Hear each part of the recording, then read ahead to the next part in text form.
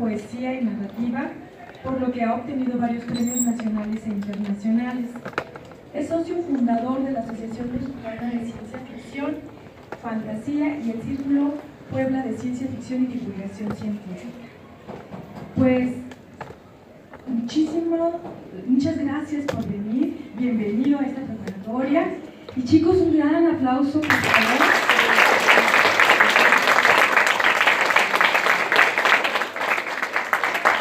Los dejo con José Luis Martínez para que lo escuchen y también para que le pregunten mucho. Aprovechen, por favor. Muchas gracias. Bueno, muchas gracias. Primero que nada, gracias por invitarme.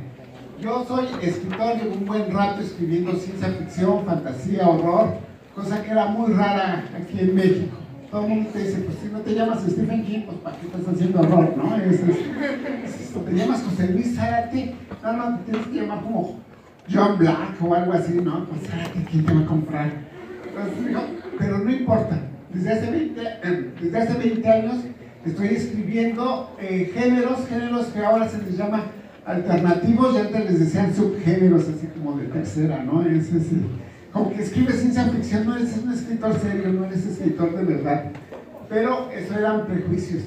Durante mucho tiempo los escritores de ciencia ficción nos presentábamos, decíamos nadie nos quiere, no nos publican, sufríamos mucho, ¿no?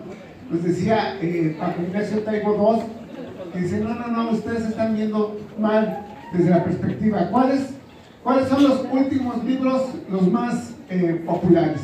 Cuando nos decía el más popular en ese entonces era uno que se llamaba Anochecer, ¿cómo se llama? El del vampirito ese. Amanecer, ese. Entonces decían, Crepúsculo, ese, ¿cómo se llamaba? Crepúsculo. Luego los Juegos del Hambre. Luego los Sirviente de Huesos. Ahorita es. ¿Cuál es ahorita? ¿Cuál es el que está de moda ahorita? ¿Cuáles están leyendo ustedes que les guste? Harry Potter, El Señor de los Anillos, Juego de Tronos, Bueno, nos decían, ¿cuáles son las películas más populares? Son las películas de superhéroes, de ciencia ficción, de fantasía, de horror. En realidad, el género más popular actualmente son géneros de la imaginación. Son géneros que hablan de cosas que nos dicen que no son reales, pero que nos parecen padres. Por ejemplo, como que se ve como el fantasma, así, que está hablando. Me dicen que por aquí hay una bailarina, ¿no? Casi estaba preparando para eso. Yo durante mucho tiempo me gustó escribir géneros alternativos, géneros que no tienen que ver con lo que se llama lo serio, pero eran los géneros que me permitían hacer cosas que a mí me gustaban. Y otra de las cosas que es muy agradable de hacer es combinar géneros, hablar de dos historias al mismo tiempo. Algunos de ustedes han visto, cuando yo empecé a dar estas conferencias era lo más nuevo, pero ahora es lo más vintage. ¿Alguien vio Alien? Esa es una película de ciencia ficción que combina ciencia ficción y horror. Uno no sabe si es una película de horror o ciencia ficción, y no importa, ¿no? Mientras nos asuste esa cosa, pues la verdad es lo padre. A mí me gustaba mucho combinar géneros, y en los años 80 escribí un cuento que era un cuento policíaco de ciencia ficción mexicano. Y me veía bien raro de, ¿por qué escribes policíaco? ¿Por qué haces ciencia ficción en este país? Pero me permitía decir cosas que no me permiten otros géneros. Muchas de las cosas que uno escribe nos permiten hablar de ese presente con un disfraz. Había una historia de ciencia ficción en donde unas personas se duermen junto a unas vainas extraterrestres y se despiertan convertidos en extraterrestres. Cuando se escribía esa obra había mucho miedo del comunismo. Tenían miedo de que alguien se durmiera con una doctrina y despertara convertido en otra persona. Entonces, en cierta manera, esa desconfianza ante lo que se podía convertir tu vecino, tu amigo, tu aliado, era cristalizada a través de una historia que era de monstruos, pero en realidad hablaba de esa indeterminación de en realidad no conocemos al que está sentado a nuestro lado. Y también nos permite hablar de muchas cosas. Hay una corriente a últimas fechas que se llama literatura queer. literatura extraña, literatura que permite combinar cosas. ¿Qué tal si hay un policíaco con robots? Hablemos de películas películas, libros, ideas que puedan juntar el pasado y el presente, lanzándolo al futuro. Hace poco encontraron a un tipo, agarró, asaltó una tienda, lo grabaron en digital, las camaritas esas que están en todas partes, lo grabaron, y a alguien se le ocurrió meter una foto un fotograma de ese asalto a un Facebook y automáticamente lo etiquetó. Entonces, voilà, encontraron de golpe y porrazo quién era el ladrón gracias al etiquetado automático de Facebook. Y ya me acordé de una película ya también viejita, ya me acuerdo de las películas viejitas, una con Tom Cruise llamado Minority Report, en el que se hablaba de que había dos telépatas que podían predecir quién iba a cometer un crimen, ¿no? Entonces, en realidad hay una escena en que va caminando y ahora sí que lo etiquetan automáticamente para meterle anuncios de Google, ¿no? ¡Ay, compra esto! Yo vi que viste estas, yo vi que buscaste estas cosas, te voy a ofrecer cosas. ¿No les ha pasado que a veces sus redes sociales parecen que los conocen mejor que ustedes mismos, ¿no? Eso es muy interesante porque estamos viviendo una realidad que ustedes son la primera generación que están viviendo una realidad totalmente de ciencia ficción. En los años 80, cuando había películas increíbles como Matrix, ahí pensaban que se iban a meter a las máquinas, todos íbamos a tener aquí una USB, y ¡pum! Nos conectábamos y acabábamos dentro de la máquina. Eso pensaban que iba a ser el futuro, ¿no? Que iba a haber un ambiente llamado ciberespacio en donde todos nos íbamos a meter, pero nadie le imaginó que en realidad de meternos nosotros a la máquina, decidimos mejor traernos a la máquina con nosotros. Ahora estamos todos conectados con nuestros teléfonos celulares, sobre todo en clases aburridas. Estamos viendo, estamos comunicándonos y es muy chistoso porque en realidad ahorita somos más, conocemos más gentes a través de la máquina que personalmente. En Navidad había una de esas clásicas cenas de Navidad en donde uno está aburridísimo, está la prima que no te peló, está el tío que le caes mal, está que, oye, ¿cuándo vas a trabajar? Cosas por el estilo. Estaba yo aburridísimo y decía, no quiero estar con estas gentes, quiero estar con mis verdaderos amigos, quiero estar chateando, quiero subirme a chatear para divertirme, y de pronto caí en cuenta que la mayoría de mis mejores amigos son líneas en la pantalla. O sea, los conocí a través del ciberespacio, de la red, y pues platicamos en la red, ¿no? ¿Cuándo voy a conocer a esa chava que estoy tratando de ligarme en Suecia y cosas así? Pues casi nunca, ¿no? Pero la idea, tenemos una vida muy rica, una vida que está más allá de nuestras vidas. En realidad ustedes son la primera generación que tienen una vida expandida. Durante mucho tiempo, realidad virtual quería decir una realidad falsa, una realidad que no existe. Pero actualmente nuestra realidad virtual es más real que nosotros mismos. En realidad interaccionamos en el espacio, interaccionamos con las redes sociales de una manera que no había existido antes. Y también es muy interesante porque, dado que pasamos ahora la mayoría de nuestras vidas a través de nuestro Facebook, a través de nuestro chateo, bueno, ya el Facebook ya también va a ser para viejitos, ¿verdad? Ahorita es el WhatsApp, a través del WhatsApp, a través de todas las Instagram y todas las nuevas redes sociales.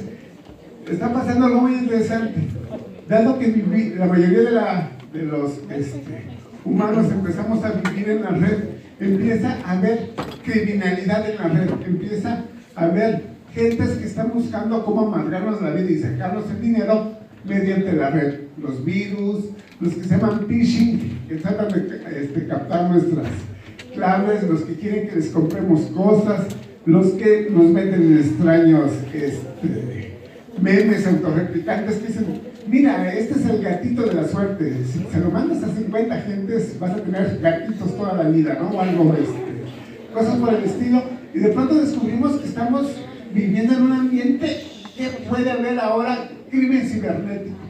En la ciudad de Puebla hay un sistema de cable que se llama Megacable, que de pronto perdió todas sus cuentas. Alguien secuestró virtualmente a toda la empresa.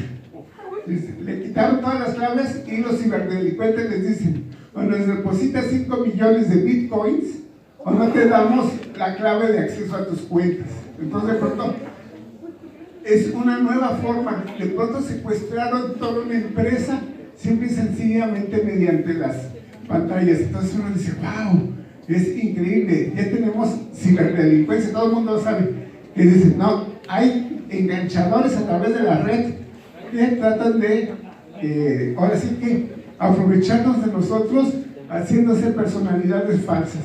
Todo el mundo había en los años 80 una frase que dice: en internet nadie sabe que eres perro, lo cual quiere decir que podías fingir, que podías hacer cualquier cosa y nadie sabía tu verdadera personalidad. En China desarrollaron un sistema que es una muñequita CGI, una muñequita animada por computadora, que finge ser un adolescente de 14 años, y le sirve mucho para atrapar pedrastras. Está en línea, se conecta con quien la quiera ligar y se deja ligar. Al fin es una muñequita, pueden hacer lo que quieran, no tienen problemas de que no, que enséñame esto, sí, ¿no? Y cuando nos vemos aquí, y ahí agarran al pedrasta, y de pronto dice: bueno, también hay ciberdelincuentes, pero también ahora hay ciberpolicías. A veces uno no sabe si es buena idea, dependiendo del porno que uno baje. Existe hay gente que nos está vigilando actualmente a través de las redes sociales. Sí, hay de todo, ¿no? Hay una cosa que se llama furry, que es que te gustan los peluches. Yo veo esos peluches y me da miedo, así a las 12 de la noche se van a... Había una leyenda antes, en unos muñequitos llamados pitufos, que decías: en la noche te van a comer los pitufos, ¿no? Bueno, uno ve los furries y piensa en esa cosa. Y tenemos muchas cosas que antes no existían. Ahorita es muy interesante porque la tecnología siempre va por delante de la sociedad y de las leyes de la sociedad. Hay la famosa, a veces les dicen regla 34 y a veces regla 69, depende de quién lo diga, que dice: toda tecnología será usada tarde o temprano para el sexo. Teléfono, fax, videos, todo eso. Pero también hay un mercado para adolescentes, un mercado para el que ellos son víctimas y usuarios al mismo tiempo. Las leyes, las cosas de educación siempre van atrás de la tecnología. A veces las cosas son tan nuevas que ni siquiera acabamos de entender qué está pasando. Ahorita es muy chistoso porque a los maestros hace 5 años estaban de: usaremos las TIC, tecnología de la comunicación, o no, cuando todos los chamacos ya utilizan un montón de cosas que nosotros ni sabemos, ¿no? Hay un divorcio entre la experiencia actual y lo que ustedes están experimentando. A mí me pasó, tengo un servicio de cable, que tenía un hijo chiquito y digo: pues, no quiero que vea Playboy, no quiero que vea esto, no quiero que vea aquello. Fui usando el parental blog para que no hubiera así 10, 20 canales, ¿no? Entonces llegó y me dice mi niño: dice: oye, se descompuso el cable, ya no se ven los canales. Pero no te preocupes, si lo apagas, le haces así, le prendes, ya salen todos. Entonces yo me quedé así de: maneja mejor la comunicación que yo. Ustedes saben muchos más trucos de búsqueda, de cómo encontrar cosas, de cómo comunicarse a través de las redes, que sus maestros o las personas que supuestamente nos tienen que guiar. Pero también hay que empezar a pensar cómo cuidamos a nosotros mismos a través de las redes sociales. No sé, todo el mundo sabe que existe una cosa llamada, ¿cómo se llama? Porn, YouPorn o algo así, en que hay como 7,000, 10,000, 20,000 canales, y de los más populares es Chavita, que no sabe que la graban, pero son 10,000, 20,000 canales, ¿no? Hay gente que hace secuestros cibernéticos y chantaje a través de estas imágenes. ¿Qué hay que hacer? ¿Cómo hay que prepararse o qué hay que cuidar para ese tipo de cuestiones? Es muy interesante porque cuando yo estaba escribiendo ciencia ficción, todo eso era ciencia ficción. En los años 80 nadie sabía que iba a haber una fuente global de comunicación y de distribución de fotos de gatitos llamada Internet, que ahorita es en realidad una de las cosas vitales que ustedes como nueva generación van a vivir de una manera que nosotros mismos no acabamos de entender. Ahorita en cierta manera vivimos una época de libertad digital, pero también de territorio salvaje digital. Hay muchas cosas que apenas estamos averiguando y que podemos o no podemos ser parte de ella, ¿no? A mí cuando un escritor le permiten hablar, se pasa horas y horas. Yo podría pasarme horas aquí platicando, pero también una de las partes padres es que haya una intercomunicación, ¿no? Si tienen preguntas, comentarios sobre cualquier cosa, sobre Viverla digital, sobre escritura, etcétera, pueden interrumpirme, pueden levantar la mano, y si no, pues me sigo echando mi rollo, ¿no? Repito, una de las cosas interesantes de escribir es que nos permiten pensar cómo va a ser el futuro. Siempre que alguien dice escribo ciencia ficción, dicen, pero piensan que los escritores de ciencia ficción tienen una especie de ahora sí que bola de cristal mágica, o pues tendría que ser como bola holográfica mágica en que ven el futuro. Pero decían, no, Julio Verne pensaba en submarinos cuando nadie más veía submarinos. Los escritores de ciencia ficción en los años 80 hablaban de las redes sociales cuando no existían aún las redes sociales. En realidad no es que los escritores tengan algo que les diga el futuro, sino que simple y sencillamente les encantan ver las tendencias actuales y extrapolarlas. Es decir, si todo está sucediendo así, ¿qué pasaría si continuara de esta manera? A los escritores de ciencia ficción les encantan las distopías, es decir, si todo va a ir mal, ¿qué pasaría si lo desarrollamos hacia el delirio? No sé si han visto una película llamada Mad Max. En la Mad Max 2, ¿qué pasaría si la gasolina fuera un bien tan preciado como el oro? ¿Qué habría? Habría piratas de gasolina, habría guerras por gasolina, habría secuestros por gasolina. Y es una manera de pensar. Ahorita en la Ciudad de México hubo un corte de agua que de pronto permitió a la gente saber que todo el DF depende de un sistema en Cutzamala que es bastante frágil. De pronto uno, como escritor de ciencia ficción, dijera, ¿y si alguien secuestrara esa fuente de agua, si alguien le pusiera bombitas y les dijera al gobierno del DF, o me pagan tantos millones o se quedan sin agua para siempre? Entonces de pronto empieza uno a imaginar esas ideas. Hace mucho tiempo, como 5 años, el Semarnat me pagó para que hiciera una novela ecologista de ciencia ficción, en donde una chavita va a probar, es una beta tester. Los beta testers son los que prueban los videojuegos, ¿no? Antes de que salgan al mercado, para ver bugs, si se entienden, bugs es como errores en la máquina, ¿no? Si se traba, ¿no? Como Laura Croft no podía avanzarse de una piedrita, ¿no? Y se quedaba así durante 2 horas, ¿no? Entonces en ese momento se me ocurrió que la chavita le presentan un videojuego muy raro, un videojuego de realidad virtual, en donde entraban en escenarios apocalípticos. Pero cada escenario apocalíptico era un desastre ecológico. Ella no sabía que eran reales, ella pensaba, bueno, no reales, posibles, sino que pensaba que eran simple y sencillamente pues, juegos de computadora, ¿no? Esas pachecadas que les encantan a los juegos de computadora.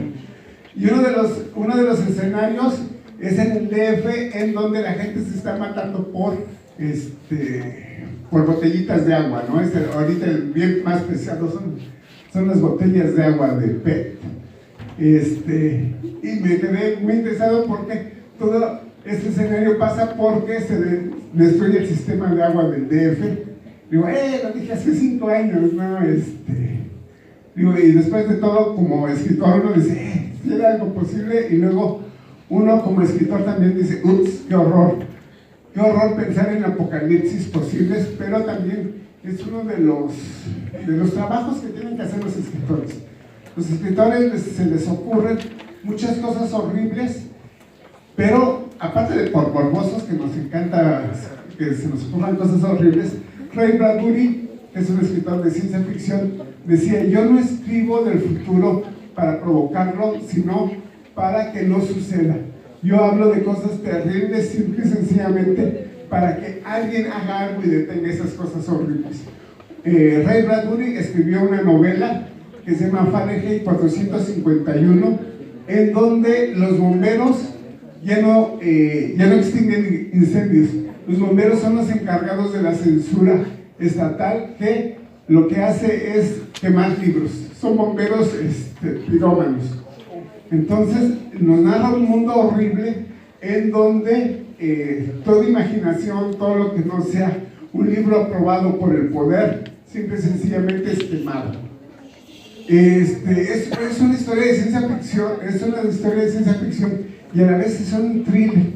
Es el personaje que de pronto lee un libro y le encanta la poesía que encuentra, le encantan las ideas que le despiertan. La lectura de pronto, si quererlo, se convierte en criminal. Hay un mundo imaginado por Bradbury en donde el leer, pensar, imaginar te vuelve criminal. Entonces, es un libro policíaco, es un libro de ciencia ficción, pero sobre todo es un libro que nos previene de un mundo en donde la cultura y la imaginación se convierten en los enemigos. Ray Bradbury dice que él se le imaginó el mundo de ciencia ficción, donde hay un perro robot maligno y todas las casas son a prueba de fuego, a menos que lleguen los bomberos a incendiar, que tienen lanzallamas especiales. Pues dice, pero todo eso son símbolos, todo eso es como efectos especiales. Dice, uno de los grandes, no necesitas quemar todos los libros, simple y sencillamente si convences a la gente que no lea. Simple y sencillamente con que no leer es dejar que ardan todas las bibliotecas del mundo. Y no necesitas ni un cerillo, simple y sencillamente tienes que convencerlos que no lo hagan. Es muy chistoso porque en México hay un informe anual en que dicen cuántos libros se venden, ¿no?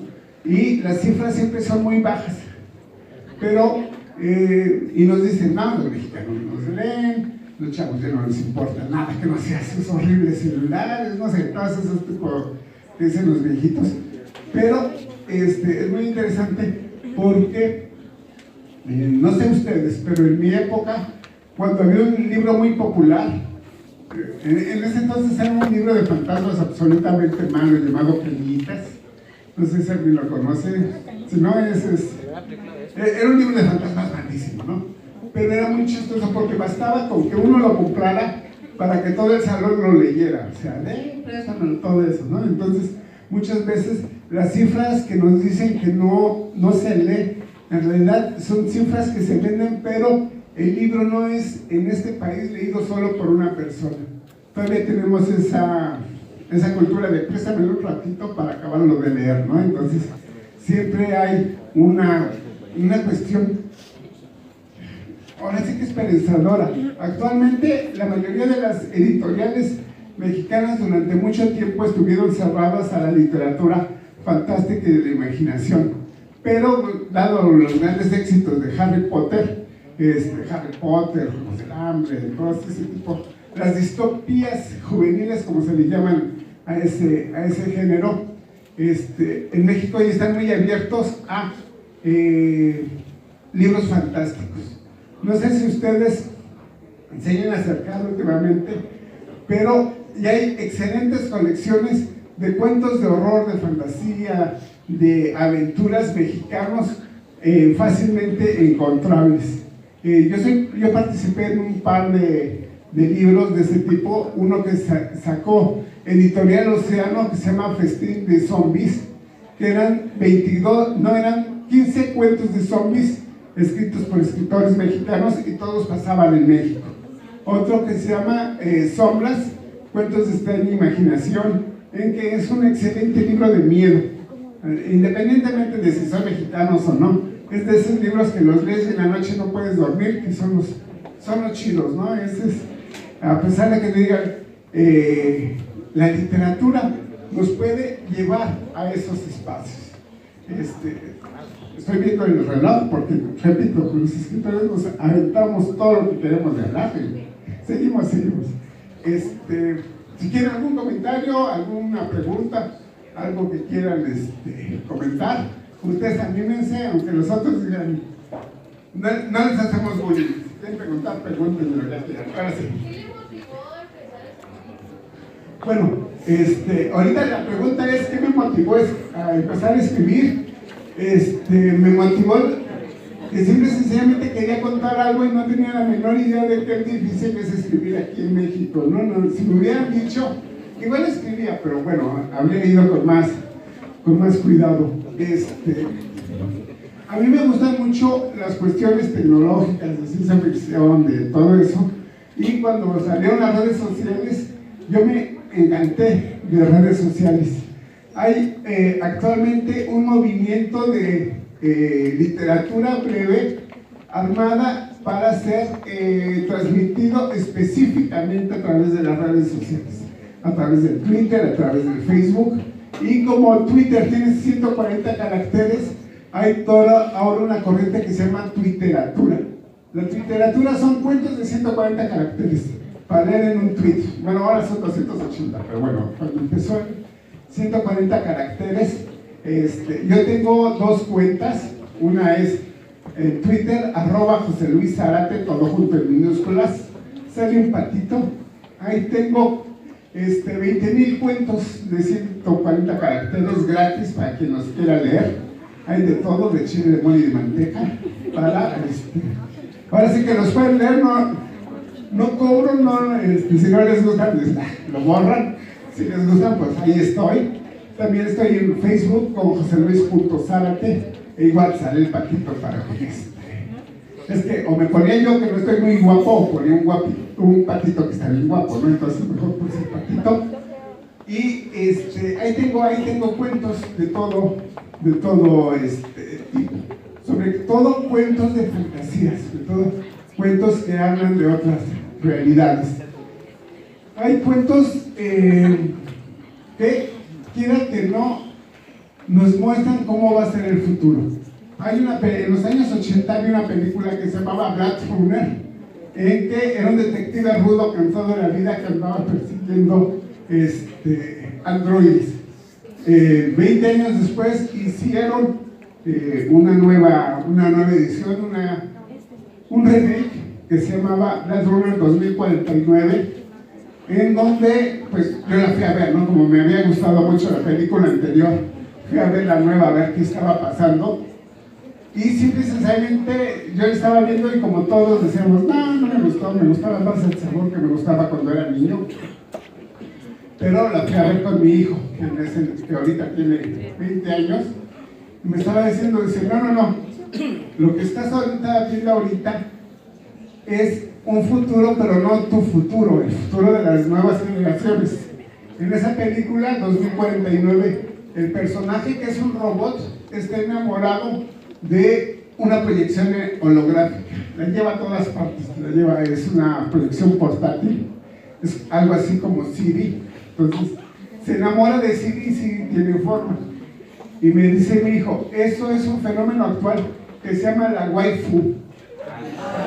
Yo me quedé. Igual yo me quedé, ¿qué demonios es una waifu? Una waifu es una imagen idealizada de la pareja perfecta, sea de anime, sea una almohada, sea una imagen de computadora, etc. Dice, vean, esta película nos está hablando de otra realidad, porque ustedes están viviendo otra realidad, ustedes están viendo otro momento de ahorita me gustó, todos dijeron, pocos fueron los que dijeron, ¿qué güey? ¿Qué? La waifu es un fenómeno que ahorita está pasando muchísimo en países altamente industrializados, en donde prefieren enamorarse de algo ideal que salir a tratar de encontrar personas físicas, ¿no? Una muñequita nunca te va a decir no, porque es una muñequita programada, no es Y muchos están encontrando esa expresión romántica, esa expresión real en cuestiones que no existían. Están hablando mucho, siempre que hablan de tecnología, la gente dice, nos van a deshumanizar, pero en realidad el humano es como lo hacemos, cada sociedad es diferente. Ustedes son una nueva sociedad, una sociedad informática que no sabe de computación, saben utilizar los elementos de la computadora, los elementos informáticos de las redes sociales, pero en realidad en la mayoría de las cuestiones somos usuarios. Cuando uno se mete a alguna red social, siempre va a haber alguien que dice, oye, si haces esto puede pasar aquello, o sea, hay un montón de funcionalidades que uno no acaba de entender. Podemos hacer una llamada múltiple en WhatsApp, que además sacan mascaritas para que nos veamos con cara de perritos y cosas por el estilo. Pero la mayoría de la gente usa siempre las redes sociales y sus gadgets, sus aparatos electrónicos, en el 10% o 5% de todas las posibilidades que tienen los aparatos. Entonces tenemos una realidad, repito, que está cambiando y es cada vez más interesante y más diferente. En realidad, uno de los grandes problemas ahorita de las nuevas generaciones, bueno, los viejitos decimos que uno de los problemas con las nuevas generaciones es que no los acabamos de entender, porque están viviendo una realidad totalmente nueva. Pero nosotros tampoco nos entendimos mucho con nuestros propios padres. Cada generación tiene que hacer sus propias imágenes y sus propias ideas.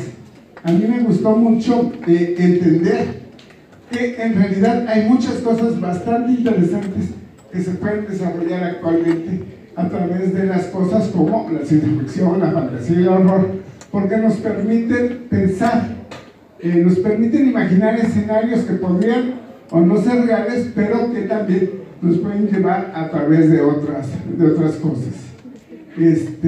Ahorita es muy interesante porque las generaciones cambian. Cuando yo daba clases, estaba de moda un videojuego que se llamaba Los Pajaritos Enojados y los Angry Birds. Pero era muy chistoso porque cuando estaba dando clases, siempre alguien sacaba su teléfono y así como las bancas no permiten ver todo, estaba así jugando con un ojito al gato y otro al garabato. Y es muy interesante porque todos los maestros sabíamos cuando un chamaco estaba jugando a Angry Birds sin decirnos, porque inconscientemente cuando jalaban al pajarito, o sea, era muy chistoso porque hasta los veías. Algo virtual, siempre algo que puedes hacer con el dedo, como que sentían el resorterazo y se movía, ¿no? No sé ahorita cuál sea el juego de moda. El megajuego ese es el juego de moda. Y hay anécdotas muy chistosas. Por ejemplo, hay juegos que para que pases al siguiente nivel tienes que hacer un montón de trabajo digital. Tienes que excavar en Minecraft, tienes que excavar hasta encontrar cositas así. En una prisión de Corea, el alcaide de la prisión puso a todos los prisioneros a trabajar horas y horas en su fabriquita de Minecraft para encontrar absolutamente todos los ítems. Entonces era muy interesante porque cuando leí esa noticia me quedé de wow, en Corea del Norte, yo me quedé de wow, esclavismo digital. Te pueden obligar a trabajar infinitamente para encontrar algo que es virtual.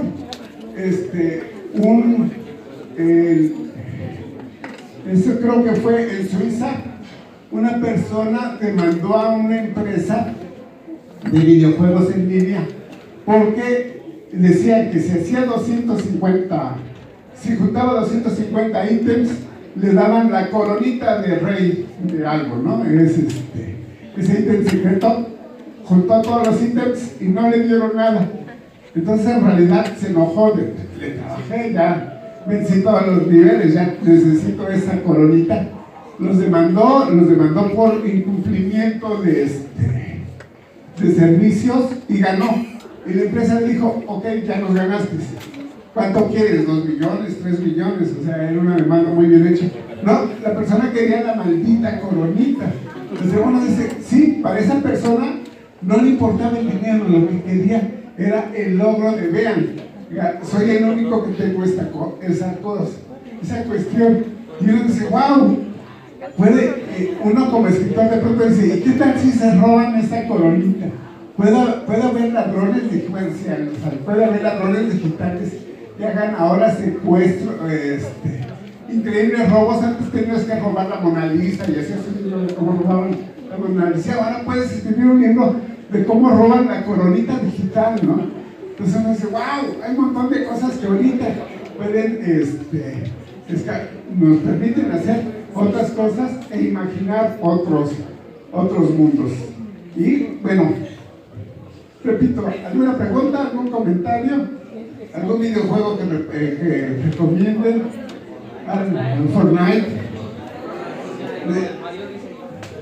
Es muy chistoso porque durante mucho tiempo se pensó que los videojuegos más sofisticados eran los que tenían cinemáticas y cosas muy bonitas. No sé, como Fortnite o como el Dios de la Guerra 4, donde cuentan una historia muy bonita y etcétera. Pues se descubrió que uno de los donde más dinero hay es en los juegos sociales chiquitos, en cosas como Jurassic World o versión especial con ítems de la Guerra de la Galaxia y todo eso. Y hay una cosa que se llama pagos diferidos, que te venden simple y sencillamente el 90% del juego, pero si lo quieres terminar, tienes que comprar la extensión, tienes que comprar y dices, bueno, es muy chistoso porque cuando uno piensa en criminalidad futurística, uno dice, hey, nos están haciendo chantaje digital, en realidad nos están obligando a comprar productos que ya pagamos, pero nos los vendían incompletos. Tenemos que pagar la extensión para saber en qué termina la maldita historia. En realidad es muy interesante porque la tecnología nos permite hablar y ver nuevos mundos. A veces son nuevos mundos que en realidad son los últimos. En realidad tenemos mucho en común con el pasado, y hay una frase que se llama: quien no conoce la historia está, quien no conoce la historia eventualmente está condenado a repetirla. Hay muchas cosas que estamos viviendo, épocas que parecen que no existían antes y que podrían llevarnos a horribles mundos. Ahorita es, ¿cómo decirlo?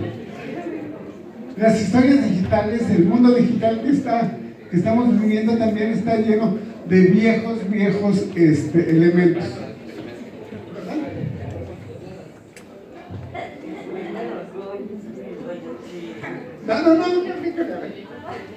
No. Lesbianos. Sí, ese es un meme que es poner imágenes de dinosaurios con imágenes. Una de las cosas más interesantes es que los memes en realidad ahorita son nuestros chistes. Nosotros decíamos antes, cuando éramos viejitos, algo que se llamaba el chismógrafo. Te aventabas una hojita y, oye, ¿te gusta esta? ¿Qué te gusta? Todo eso. Ahora lo subimos todo a Instagram y ya no tenemos que hacer el chismógrafo, ya lo ponemos recorrer. En cierta manera nos conocemos y no nos conocemos más a nosotros mismos y a nuestros entornos. Y ahorita me están haciendo así como que ya nos acercamos a la hora. Bueno, esta fue una plática muy dispersa, pero en realidad fue una manera de hablar sobre cómo la imaginación nos permite conocernos a nosotros mismos, nos permite conocer a nuestro entorno. Podemos, y sobre todo, darnos cuenta que vivimos una nueva época, una nueva temporada que nunca antes había existido. Y bueno, pues esta fue la conferencia. Repito, ninguna pregunta, ningún comentario. Anímense. Muy bien. Muchas gracias.